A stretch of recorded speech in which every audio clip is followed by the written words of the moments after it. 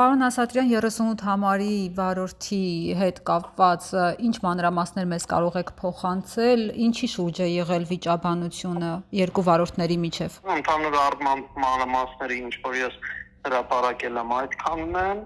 վեճը ծագել է վարելու հետ կապված հարցի շուրջ։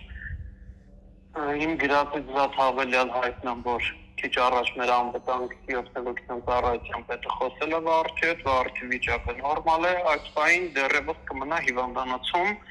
վնասվածքը ուսի հատվածում է եղել։ Այսինքն վիճաբանությունը անձնական հողի վրա չէ, զուտ երթևեկության կանոնների հետ է կապված։ Որքանով ես եմ տեղյակ, երթևեկության կանոնների հետ է կապված, մնացած մանրամասները կարծում եմ օրվա ընթացքում անպատասխան մարմինները կտան հավելյալ տեղեկություններ։ Իսկ մյուս տրանսպորտային միջոցի վարորդը ոչ 38 համարինը, մյուսը որ համարի տրանսպորտն է վարել, նրա անձը։ Տրանսպորտային միջոց չէ, մարդատար մեքենայի վարորդ է եղել։ Հա, այսինքն մյուսը մարդատար, որովհետև ձեր գրառումից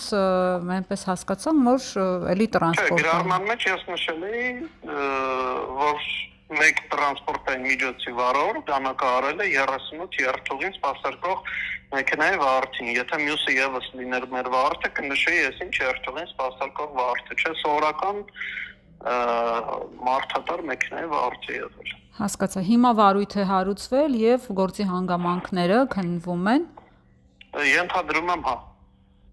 Որովհետեւ քիչ առաջ նույնիսկ քննիչներից մեզ հետ կապվել էին, ենթադրում եմ արդեն վարույթ հարուցվել է։ Իսկ բժիշկները վարորդի վիճակը ինչպես են գնահատում, ծանր, միջին ծանրության։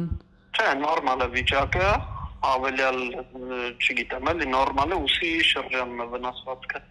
Հասկացա, շնորհակալ եմ։ Կյանքին վտանգ չի սպառնում ամեն դեպքում։